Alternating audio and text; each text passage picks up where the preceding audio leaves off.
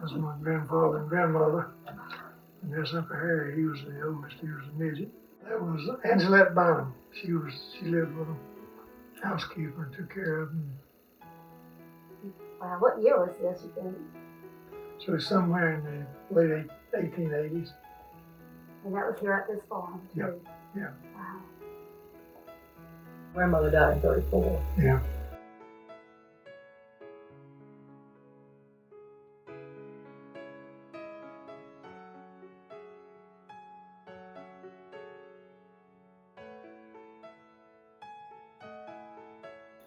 Our grandfather Norwood, he died when I was 6, so Britt would have been 5, or right before Britt's. I remember him. I don't remember him well. He was sick pretty much the whole time I remember him.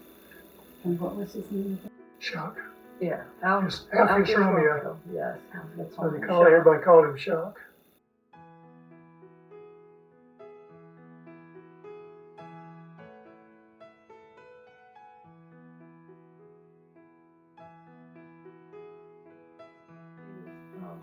Yeah, he was a neat guy. He was real structured, and I guess you would say he was congenial, but when I say structured, when he said he was going to take a rest, he closed the door, and we knew not to disturb him during that time. Don't push the limit. He lived with you. I mean, He did. We were all in the same Yes, house, he right? lived right here. This was his room. This what we turned it into the den after he passed away. But this was his room. He had his bed and dresser and settee in there. But when he closed this door, opened over here opened into the kitchen, and this one came in from what was the living room. And when he closed those doors, you knew you didn't disturb him. Right. He had lemon drops. He always kept in his drawer. And you didn't go in his drawer, but if he gave you one. And when he said, that's all, he meant it. You didn't beg him for another. Our father was born in 1893, so his standards were more like back in the 1800s rather than, he was not as progressive in some things. And he didn't think there was a certain place for girls to be and a certain place for men and boys to be. I always wanted to go to the Pharmacy Exchange, and I could never go because I was a girl. That was not the place for girls to go back, when he grew up. But Britt got to go to the Pharmacy Exchange, and I couldn't go because I was a girl. Before we started dairy farming, he sold insurance up in the mountains. Oh, okay. And then when the Depression hit, my grandmother was sick. His mother was sick. She was an invalid, and so he came home and to take care of her and start farming. My grandfather and my daddy's brothers were farming here then. That's my daddy and his 3 brothers. Daddy's older brother, Harry, was a midget. Oh. And he had a candy shop in Pittsburgh. Oh, wow. And according to Lamont, he had behind the counter, he had a platform built so he could walk back and forth down the counter, to help get your candy out.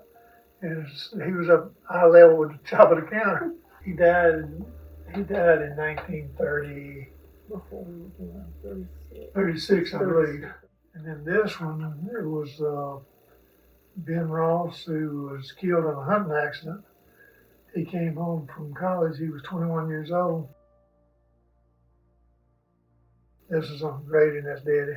Okay. But, Uncle Grady ran a grocery store. Uncle Grady had a grocery store in Pittsburgh, too, and then he had one in Salem. Daddy worked some part-time in the wintertime at the hardware store. Pittsburgh Hardware.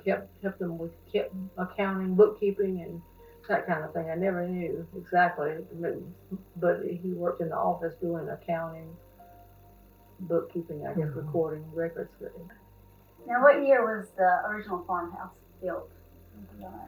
Somewhere in the mid-1880s, 1885 something.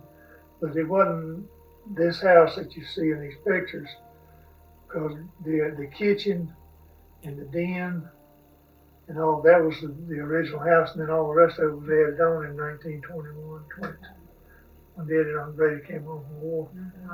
And Daddy and Uncle Grady and both of them's wives and children all lived here with grandmother and granddaddy. Well, grandmother was dead by that time. Moved 34. before any of them. Yeah, I guess Aunt Carl and Uncle Grady had married then, had they? Yeah, But when Ross was born. Yeah, Ross and Jim were born. Jim Pearl and Grady, Yes, they would have been married, wouldn't they? Before they were married in 27. Yeah. That's what they had, two families, can you imagine? Two brothers and two sisters And their daddy.